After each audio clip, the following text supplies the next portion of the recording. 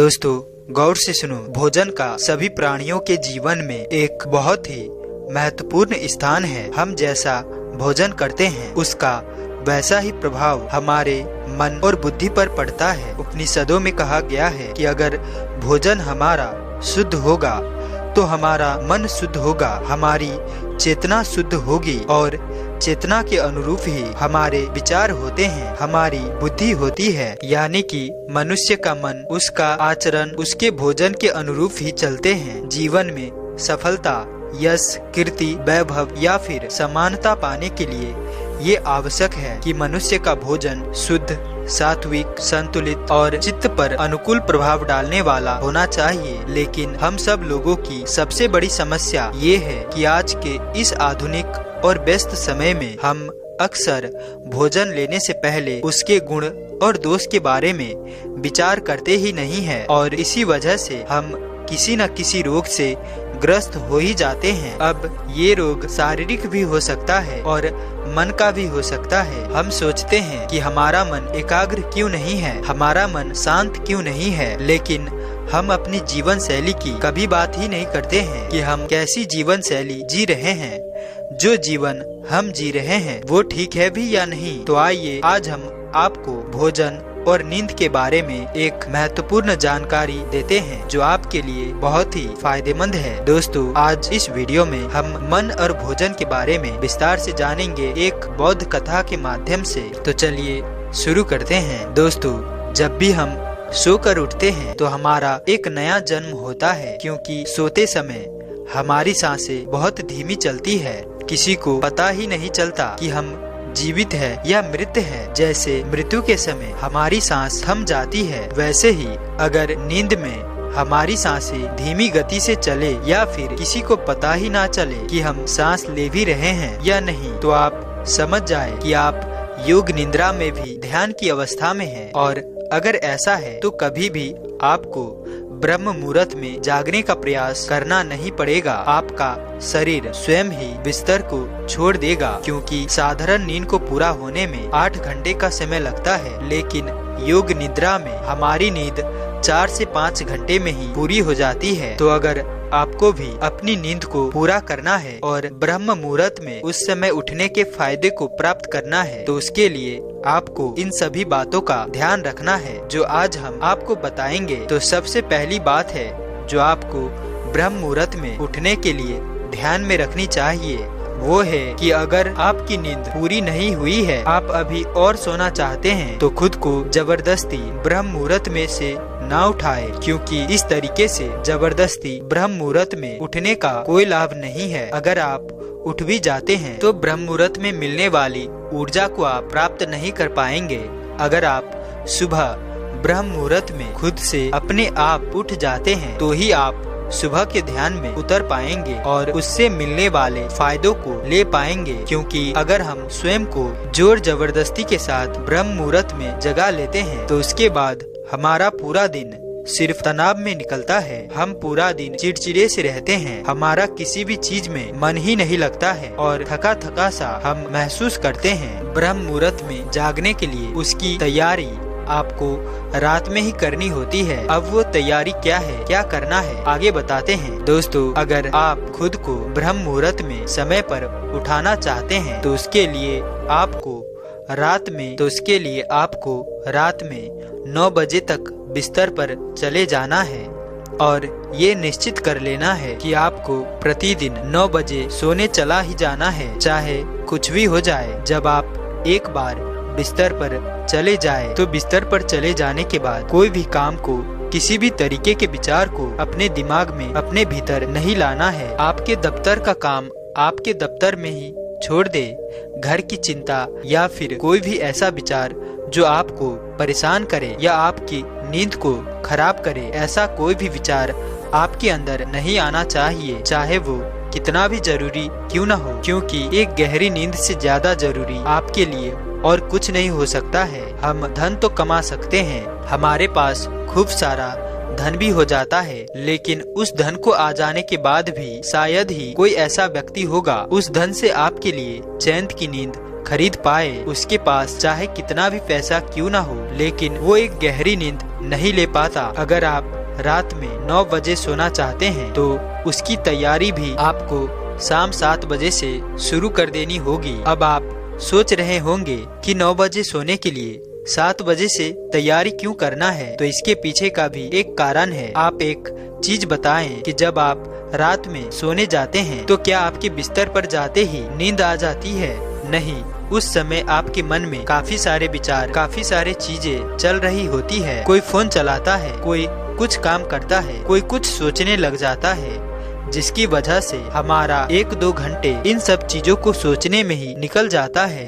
अगर आप गहरी नींद यानी कि योग निद्रा में जाना चाहते हैं तो उस निद्रा में जाने से पहले आपको 2 घंटे पहले ही तैयारी करनी होगी, और इसके लिए आपको सबसे पहले अपनी रात्रि का भोजन करना होगा। क्या आपने कभी सोचा है कि जैसे ही हम खाना खाते हैं उसके तुरंत बाद हमें नींद क्यों आती है? तो ऐसा इसलिए होता है क्योंकि खाना पचाने के लिए हमारे शरीर को आराम चाहिए होता है, और नींद का महत्वपूर्ण उद्देश्य होता है खाने को पचाना। पूरी रात हमारा पाचन तंत्र जो रात में हम खाते हैं उसको पचाने में लगा रहता है। इसीलिए रात में सोने से पहले यानी कि रात्रि का खाना हम जितना जल्दी कर लेंगे वो उतनी ही जल्दी पच जाएगा और आपकी नींद पूरी हो जाएगी। हमारे पूर्वज भी सूरज छुपने से पहले ही भोजन कर लिया करते थे, और हमारे आयुर्वेद में भी रात्रि के भोजन का जो समय दिया गया है वो सूरज के ढलने से पहले बताया गया है।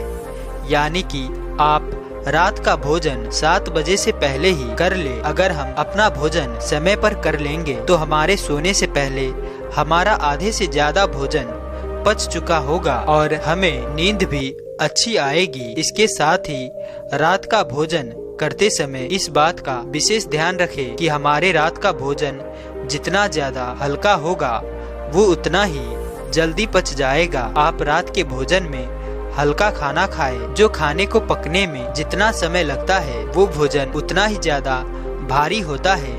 वही जो खाना जितनी जल्दी और आसानी से पक जाता है वो उतनी ही जल्दी से आसानी से पेट में जाकर पच जाता है। जैसे कि रोटी को पकने में ज्यादा समय लगता है और उसे खाने के बाद भी उसे पचाने में उतना ही समय लगता है, वहीं चावल को पकने में और खाने के बाद पचने में दोनों में बहुत ही कम समय लगता है। हमारी कम ऊर्जा लगती है। रोटी, दाल ये सारी चीजें भारी खाने में आती है, जिसका पचने के लिए हमारे पाचन तंत्र को काफी ज्यादा जतन करना पड़ता है। वहीं आप चावल, उबली सब्जियां, फल जब इन सब को खाते हैं तो ये बहुत ही जल्दी पच जाते हैं। जब हम रात में हल्का खाना खाते हैं तो वो खाना जल्दी पच जाता है, जिसकी वजह से हम जल्दी से सो जाते हैं और हमारी नींद भी अच्छे से पूरी होती है। वहीं जब हम रात में भारी खाना खाते हैं तो उसको पचने में भी समय लगता है और हमें नींद भी जल्दी नहीं आती है। इसके अलावा रात में ज्यादा भारी खाना खाने की वजह से हमारी नींद के साथ साथ हमारे शरीर में कई तरीके की बीमारियां पैदा होती है, क्योंकि हम इस बात से पूरी तरीके से अनजान रहते हैं कि हमें किस समय किस तरीके का भोजन करना चाहिए। आज के जमाने में लोग अपने शरीर को मजबूत करने के लिए योग करते हैं, जिम करते हैं और कई तरीके के मांस, मछली, अंडा इत्यादि का सेवन करते हैं। उनके लिए यही भोजन श्रेष्ठ होता है, जिससे उनको मजबूती मिलती है, ताकत मिलती है। लेकिन ऐसा नहीं है। जिस भोजन में खुद ही ऊर्जा नहीं है, जीवित नहीं है, वो ना तो आपको कोई ऊर्जा दे सकता है, ना ही आपके शरीर को कोई फायदा दे सकता है। प्रकृति से प्राप्त चीजों में जितनी ऊर्जा होती है उतनी ऊर्जा किसी भी भोजन में नहीं होती है। इसीलिए आपके लिए बेहतर है कि आप अपने भोजन में उन जीवित चीजों को इस्तेमाल करें, शामिल करें जो प्रकृति से आपको मिली है। अंडा, मांस, मछली ये सब आपके शरीर को ताकत तो देते हैं, लेकिन वो ऊर्जा नहीं देते हैं जो आपको एक शुद्ध सात्विक आहार से मिलती है। जब आप फल, सब्जियां, उबली हुई सब्जियां का सेवन करते हैं तो वो आपके लिए शरीर में ताकत के साथ ऊर्जा और स्फूर्ति देते हैं। शरीर बलवान होना हो लेकिन हमारा मन अच्छा होना चाहिए। शरीर अगर आपका बाहर से देखने में खूबसूरत है लेकिन अंदर से आपका मन प्रसन्न नहीं है तो इन सब का कोई फायदा नहीं हो सकता। शरीर के सुंदर होने से ज्यादा हमारा मन प्रसन्न होना चाहिए। हमारा मन प्रसन्न होना बहुत जरूरी है। हमारा मन भीतर से स्वस्थ होना बहुत जरूरी है। स्वच्छ होना चाहिए, शुद्ध होना चाहिए, और ये होता है जब आप शुद्ध आहार का सेवन करते हैं। इसके साथ ही जब आप व्यायाम करते हैं, हमारा मन अंदर से स्वस्थ होना बहुत जरूरी है। स्वच्छ होना चाहिए, शुद्ध होना चाहिए। ये होता है जब आप शुद्ध आहार का सेवन करते हैं। इसके साथ ही जब आप व्यायाम करते हैं, हमारे शरीर के लिए व्यायाम बहुत जरूरी होता है, लेकिन एक हद तक जितना आपको फायदा करे। हद से ज्यादा व्यायाम करने से हमारे शरीर के लिए ठीक नहीं होता है।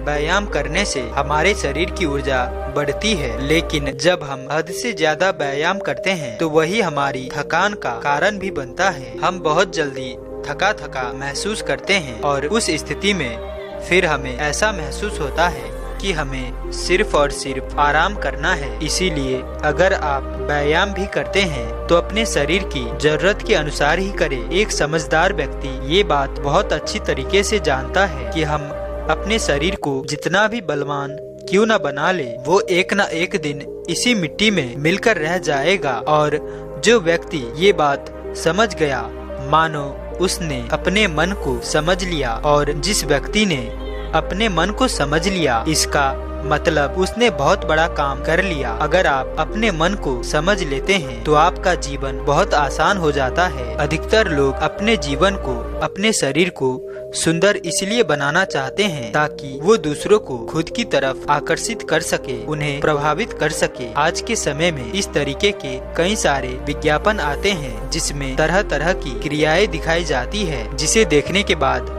हम खुद उनकी तरफ आकर्षित हो जाते हैं और उन्हीं के जैसे बनने की कोशिश करते हैं। लेकिन अगर हमारा समाज हमारे ऋषि मुनियों की तरह अपने मन को आकर्षित बनाने की ओर ध्यान देता है तो शायद हम चित्त की जगह ध्यान को महत्व देते। और ध्यान के बारे में तो आप जानते ही हैं कि ध्यान के माध्यम से हमारे ऋषि मुनियों ने वो उपलब्धियां हासिल की है जो हम कुछ भी करके प्राप्त नहीं कर सकते हैं। चलिए अब हम वापस अपने ब्रह्म मुहूर्त पर आते हैं। दफ्तर के काम, सभी प्रकार के काम को खत्म करने के बाद, भोजन समाप्त करने के बाद अब हमें अपने मन को शांत और विचार मुक्त करने की तरफ ध्यान देना चाहिए। रात में सोने से पहले हमें गुनगुने पानी से स्नान करना चाहिए। गुनगुने पानी से स्नान करने के बाद हमें बहुत ज्यादा फायदा होता है, क्योंकि गुनगुने पानी से स्नान करने के बाद हमारी सारी थकान उतर जाती है। हम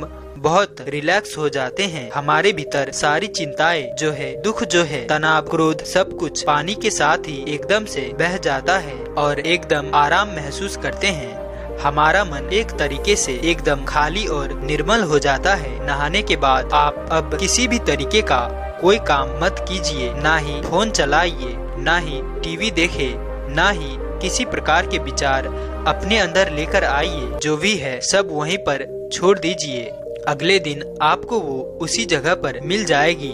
और नहाने के बाद सीधा अपने कमरे में जाइए और एक अच्छी सी सुगंध का इंतजाम कीजिए।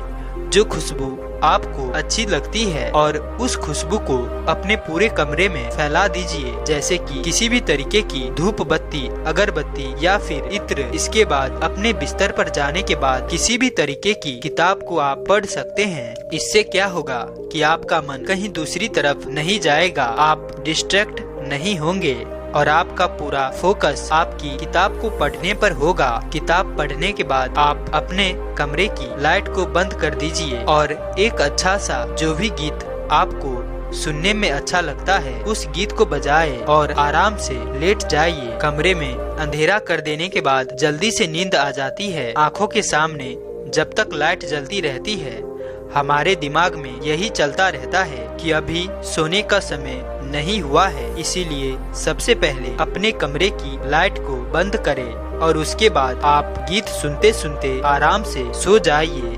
सोने से पहले अगले दिन ब्रह्म मुहूर्त में उठने के लिए आपको किसी भी तरीके का कोई अलार्म वगैरह लगाने की जरूरत नहीं है। आप बस अपने अंदर ये सेट रखें और अपने भगवान से प्रार्थना करें कि मुझे अगले दिन ब्रह्म मुहूर्त में उठना है। आपके भीतर की यही आवाज आपको अगले दिन स्वयं ही ब्रह्म मुहूर्त में उठा देगी। अगर आप अगले दिन ब्रह्म मुहूर्त में जल्दी उठना चाहते हैं तो उसके लिए अपने भगवान से प्रार्थना करें कि हे भगवान, आप इस सृष्टि के कर्ता धर्ता है। मैं सुबह जल्दी उठना चाहता हूँ, कृपया करके आप मुझे सुबह जल्दी उठने में मदद करें। आप ही मेरे सब कुछ है, मुझ पर कृपा करें। इतना कहकर भगवान को धन्यवाद करके आप आराम से रिलैक्स होकर सो जाइए। दोस्तों, इस तरह आप अच्छी और गहरी नींद ले सकते हैं। वीडियो पसंद आई हो तो वीडियो को लाइक करें और चैनल पर नए हैं तो सब्सक्राइब करना ना भूलें। साथ ही हमसे इसी तरह जुड़े रहने के लिए एंड स्क्रीन में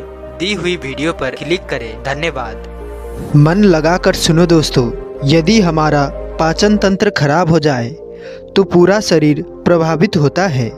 पाचन तंत्र के खराब होने से शरीर में अनेक बीमारियां जन्म लेने लगती है, क्योंकि यही तंत्र हमारे पूरे शरीर को पोषक तत्व पहुंचाता है। यही पोषक तत्व शरीर को ऊर्जा देते हैं, जिससे हमारा शरीर स्वस्थ और तंदुरुस्त रहता है। आयुर्वेद के अनुसार हमारे शरीर में 90% बीमारियां पेट की खराबी से उत्पन्न होती है। अगर आपका पाचन तंत्र सही तरीके से काम नहीं कर रहा है तो बीमारियां होना तय है। पेट की खराबी के कारण खाया पिया सही से नहीं लगता है, शरीर में खून की कमी हो सकती है, गैस बनती है, कब्ज या दस्त की समस्या हो सकती है, भूख कम लगती है और पेट में जलन रहती है। अगर ये समस्या लगातार आपको बनी रहती है तो समझ लीजिए कि आपका पाचन तंत्र सही से काम नहीं कर रहा है। लेकिन क्या आपने सोचा है कि पेट की इतनी सारी समस्याओं की असली वजह क्या होती है? दोस्तों, आज की इस कहानी में मैं आपको यही बताऊंगा कि आखिर हमारे पेट के खराब होने के मुख्य कारण क्या है और इससे बचने के लिए आपको क्या करना चाहिए। साथ ही मैं आपको 3 ऐसी आयुर्वेदिक औषधियों के बारे में बताऊंगा जिनका केवल 7 दिन उपयोग करने से आपका पाचन तंत्र पूरी तरह से ठीक हो जाएगा और आपकी सभी बीमारियां जड़ से खत्म हो सकती है। दोस्तों, वीडियो शुरू करने से पहले कमेंट में नमो बुद्धाय लिखकर वीडियो को लाइक जरूर करें। तो चलिए शुरू करते हैं। एक समय की बात है, एक घने जंगल में गुरु अपना कुटिया बना कर रहा करते थे। उनके पास दूर दूर के नगर राज्यों से लोग आया करते थे और अपनी हर बीमारियां का सटीक इलाज पाकर लौटते थे। गुरु बड़े से बड़े बीमारियों को कुछ ही दिनों में जड़ से खत्म कर देते थे। इसी वजह से उनकी ख्याति दूर दूर तक फैली हुई थी। उनके बारे में एक दिन रघुवीर ने सुना। रघुवीर केवल 25 वर्ष का युवक था।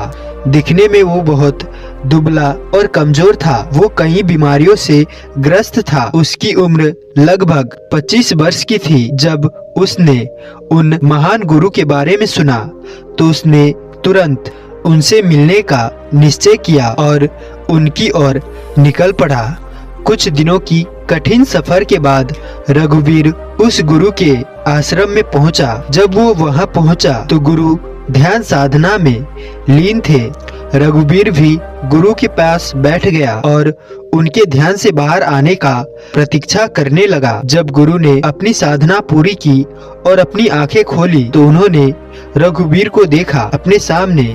रघुवीर की उदासी और निराशा को भांपते हुए गुरु ने पूछा, पुत्र, क्या बात है? तुम बहुत ही निराश और उदास लग रहे हो। तब रघुवीर ने गुरु से कहा, गुरुवर, मैं बहुत ही दूर से आया हूँ।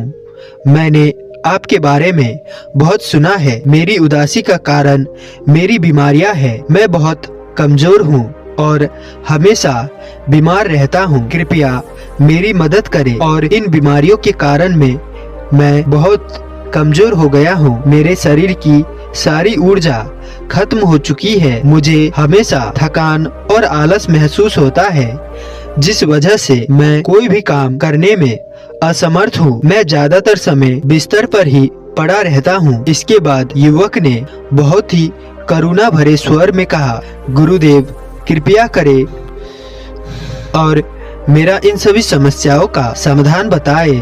रघुवीर की पूरी बात ध्यान से सुनने के बाद गुरु मुस्कुराए और बोले, पुत्र, अब तुम्हें चिंता करने की कोई आवश्यकता नहीं है। मैं तुम्हें 3 ऐसी आयुर्वेदिक औषधियों के बारे में बताऊंगा जिनका उपयोग करने से तुम पूर्णतः स्वस्थ हो जाओगे। साथ ही मैं तुम्हें कुछ नियम भी बताऊंगा। यदि तुम इन नियमों का प्रतिदिन पालन करोगे तो जीवन भर तुम्हें कोई बीमारी नहीं होगी और तुम सदैव निरोगी और स्वस्थ रहोगे। इसके बाद गुरु ने उस युवक से कहा, बेटा, सबसे पहले ये समझो कि ये बीमारी तुम्हें शरीर में कैसे उत्पन्न है। आयुर्वेद के अनुसार हमारी अधिकतर बीमारियां हमारे पेट से शुरू होती है। यदि हमारा पाचन तंत्र ठीक नहीं है तो शरीर में बीमारियां होना सामान्य बात है।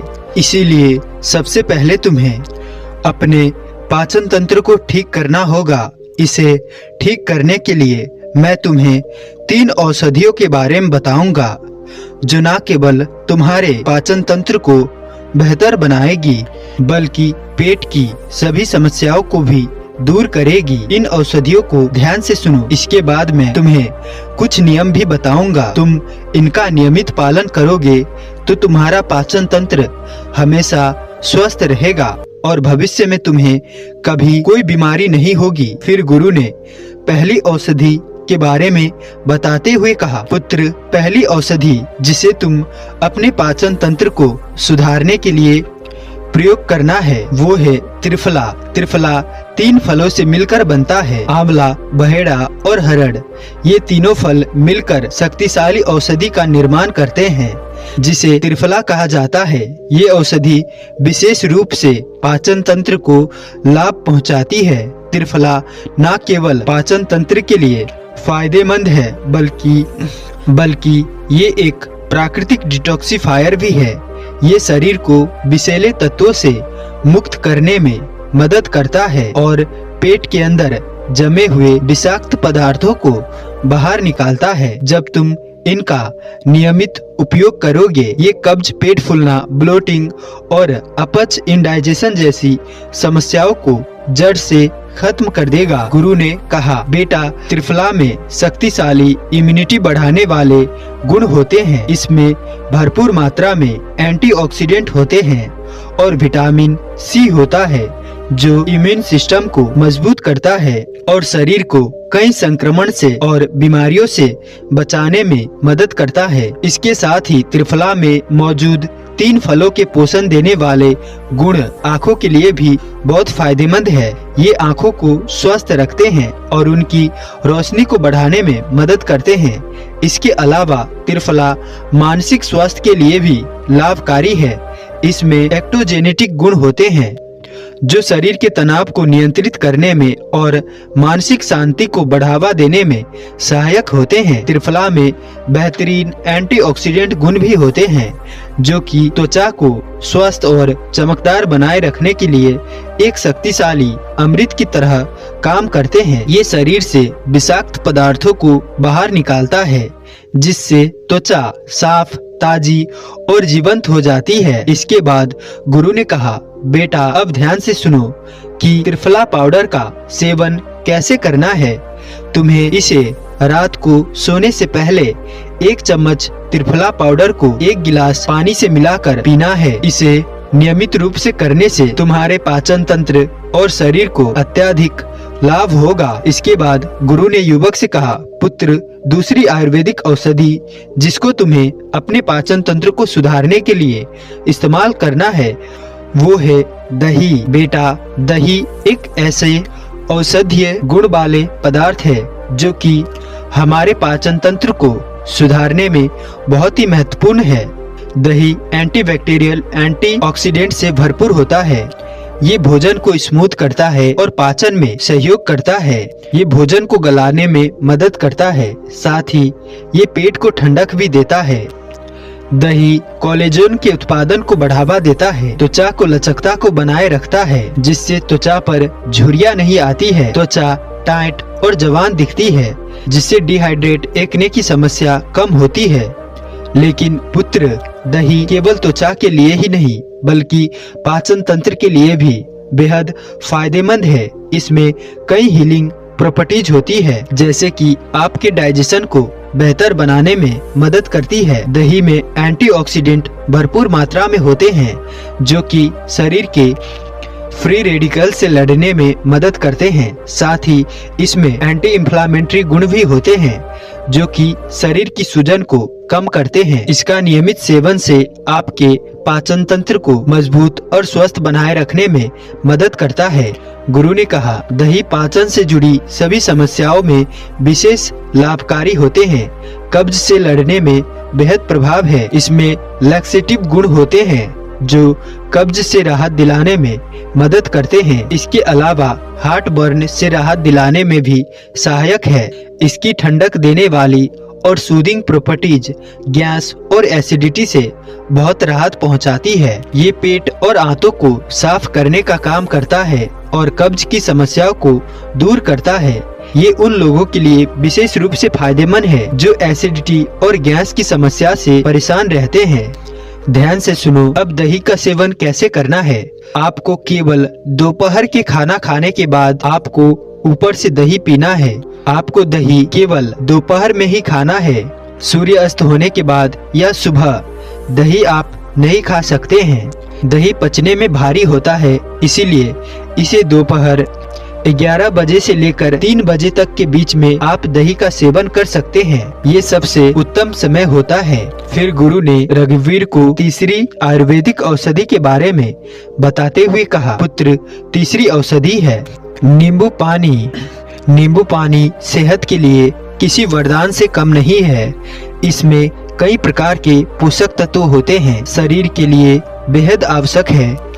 नींबू पेट के पाचन तंत्र को साफ करने के लिए बहुत ही महत्वपूर्ण भूमिका निभाता है।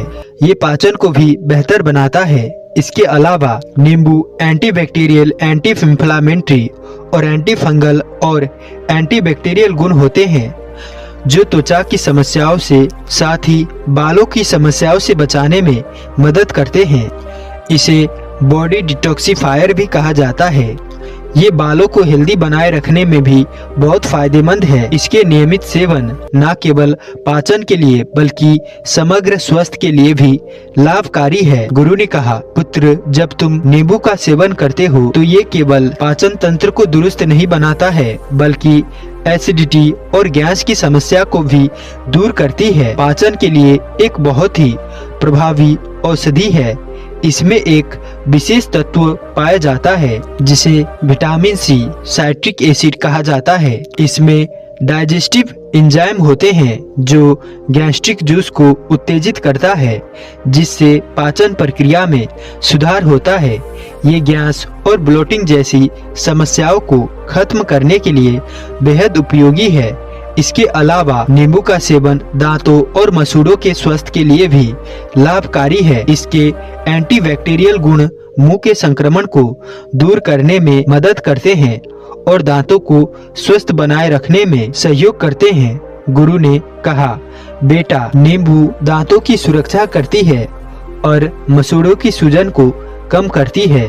अब समझते हैं इसे कैसे इस्तेमाल करना है। बेटा, नींबू को सुबह 1 गिलास गुनगुना पानी में एक छोटी नींबू को निचोड़कर रोज पीजिए। इससे आपकी पाचन शक्ति बढ़ेगी और आपका जो भी पेट की गंदगी है, जो खाया पिया है ठीक से वो साफ नहीं हो पा रहा है, तो ये उन सारी शरीर के अंदर जमी गंदगी अपच को मल के द्वारा बाहर निकालता है और पाचन तंत्र को साफ करता है। बॉडी को एक तरह से ये डिटॉक्स करता है। तो इस तरह से सुबह आपको 1 गिलास पानी में नींबू निचोड़कर आप इसे रोज पी सकते हैं।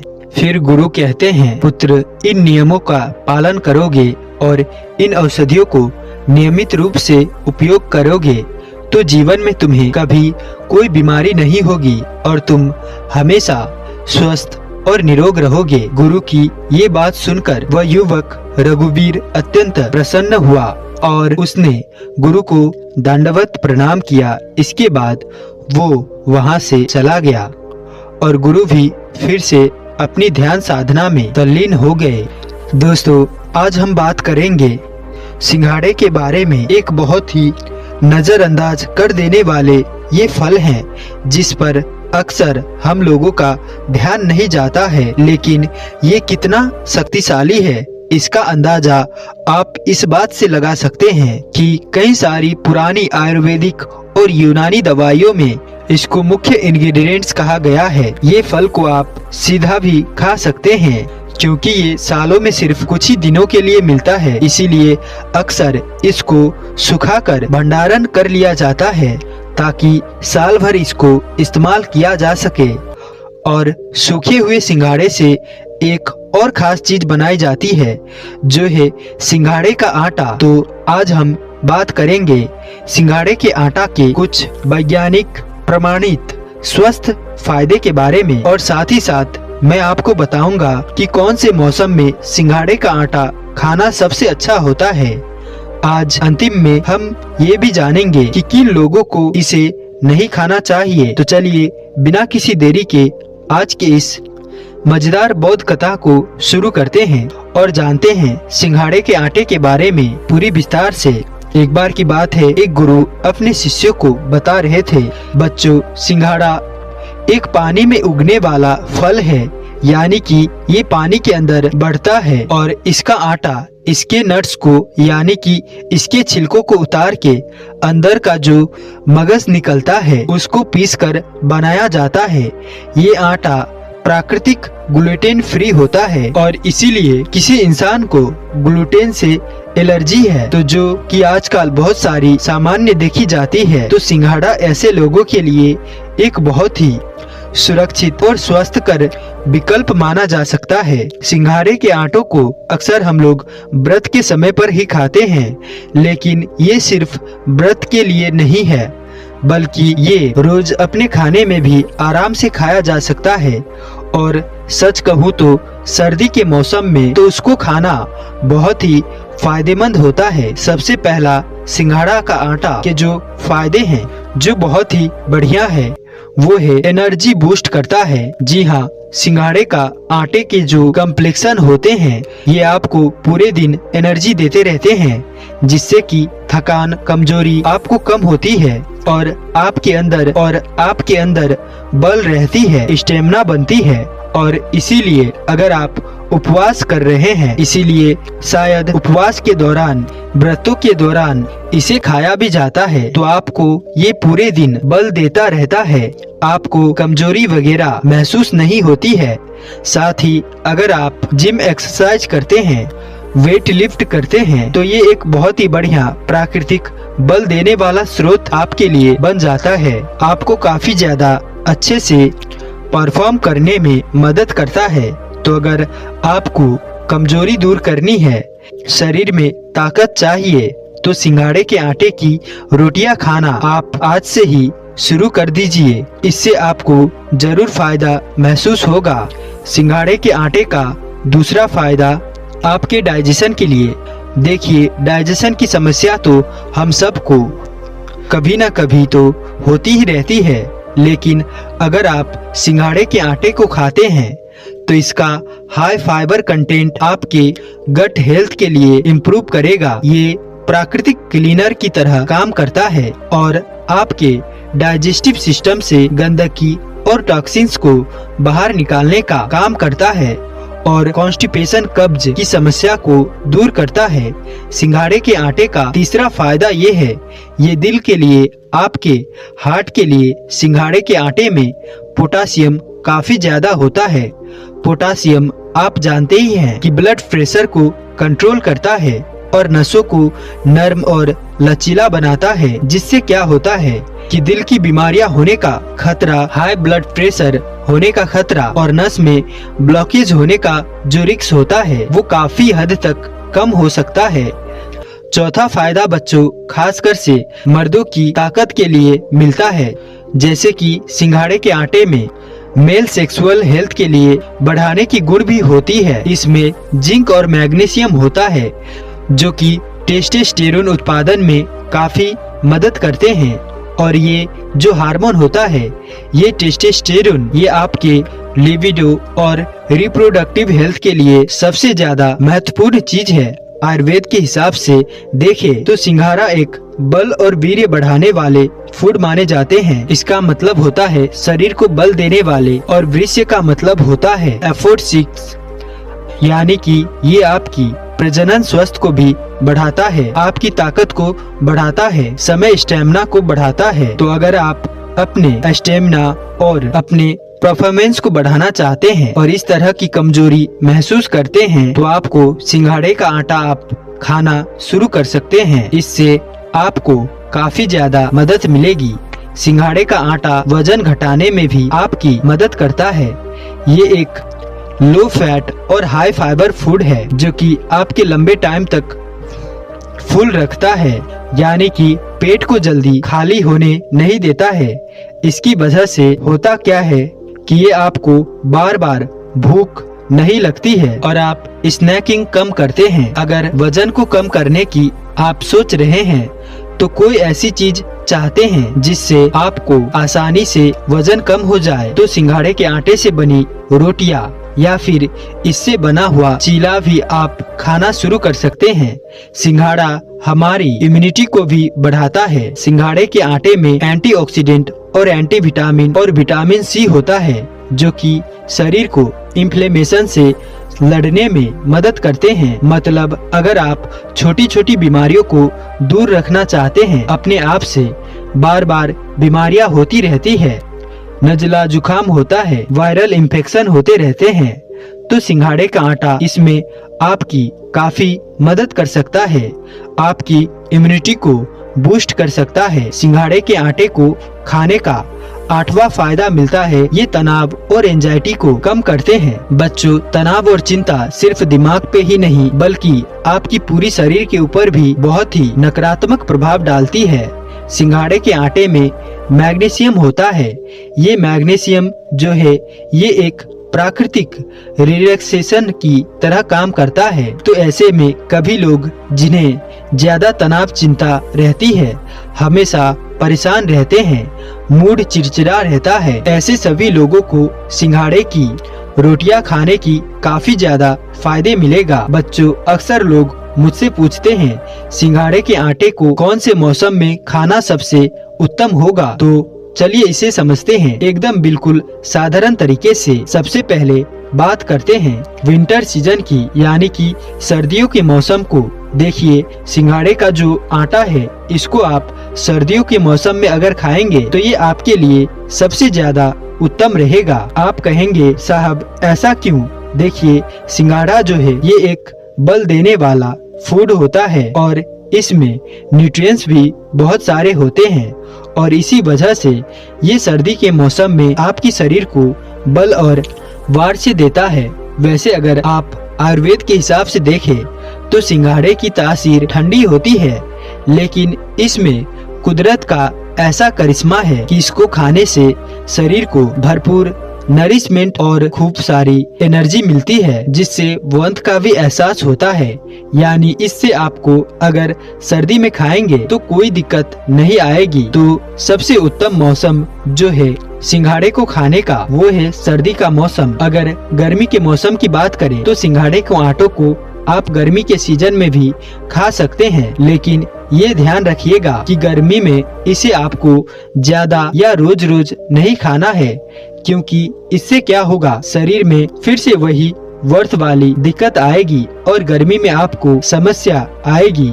साथ ही साथ गर्मी में क्योंकि आपका डाइजेशन आपको हल्का रखना चाहिए, तो सिंघाड़े का आटा क्योंकि ज्यादा देर तक पेट को फुलाए रखती है, इसी की वजह से अगर आप गर्मी में इसको ले रहे हैं तो थोड़ा कम मात्रा में ही खाए, रोज रोज ना खाए। कभी कभी हफ्ते में 1-2 बार खा सकते हैं। अगर मानसून का सीजन हो, बात करें तो मानसून के सीजन में आपको सिंघाड़े का आटा नहीं खाना है। ये आपके शरीर में भारीपन और कफ दोष को बढ़ा सकता है। वैसे आप इसे कौन से मौसम में खाते हैं, कौन से सीजन में खाना पसंद करते हैं, आप हमें कमेंट कर बताएं। एक सवाल और महत्वपूर्ण है, इसे हमें कितना इस्तेमाल करना है, कितना खाना है, इसकी मात्रा क्या होनी चाहिए। देखिए, सिंघाड़े के आटा का फाइबर कंटेंट हाई होता है, तो इसको आप हमेशा मध्यम रूप से ही लेना चाहिए। यानी ना ज्यादा और ना ही कम, यानी बहुत ज्यादा नहीं खाना चाहिए। अगर आप इसको ज्यादा खाते हैं तो उससे क्या होगा कि पेट में भारीपन महसूस हो सकती है, और इसीलिए इसको दिन में आपको एक समय ही खाना चाहिए, दोनों समय नहीं खाना चाहिए। और एक बार में भी आपको इसको बहुत ज्यादा नहीं खाना चाहिए। 100 से 150 ग्राम प्रतिदिन आप इसका आटा आराम से खा सकते हैं। वैसे अगर आपको डाइजेशन कमजोरी है या आपको कफ दोष बढ़ा हुआ है शरीर में, या फिर आप अपने भोजन को डाइट को फॉलो कर रहे हैं, तो ऐसे में आपको सिंघाड़े का आटा और भी ज्यादा कम मात्रा में उपयोग करना है, बेहतर रहता है। और अंतिम में सिंघाड़े से बनी रोटियों को आप हमेशा देसी घी लगाकर ही खाएं। इसके खाने के बाद दिन भर पानी अच्छी खासी मात्रा में पीते रहे, और अगर चाहे तो इसके आटे को दूसरे आटों के साथ जैसे गेहूं के आटे के साथ मिलाकर भी खा सकते हैं। तो बच्चों, आपका अगर कोई प्रश्न रह गया है तो आप पूछ सकते हैं। अब गुरु मौन हो जाते हैं और उनके सभी शिष्य कहते हैं, नहीं गुरुदेव, आपने हमारे सभी प्रश्नों का जवाब पहले ही दे चुके हैं। आपका बहुत बहुत धन्यवाद हमें ऐसे ही स्वास्थ्य से संबंधित जानकारियाँ देने के लिए। तो दोस्तों, उम्मीद है कि आपको इस कहानी से स्वास्थ्य से संबंधित बहुत कुछ सीखने को मिला होगा। तो इसीलिए वीडियो को लाइक और चैनल को सब्सक्राइब कर देना। साथ ही हमारे साथ बने रहने के लिए मैं किशन शर्मा आप सभी का दिल से बहुत बहुत धन्यवाद करता हूँ। तो मिलते हैं ऐसी किसी और नए संदर्भ के साथ। तब तक के लिए अपना ख्याल रखें। धन्यवाद।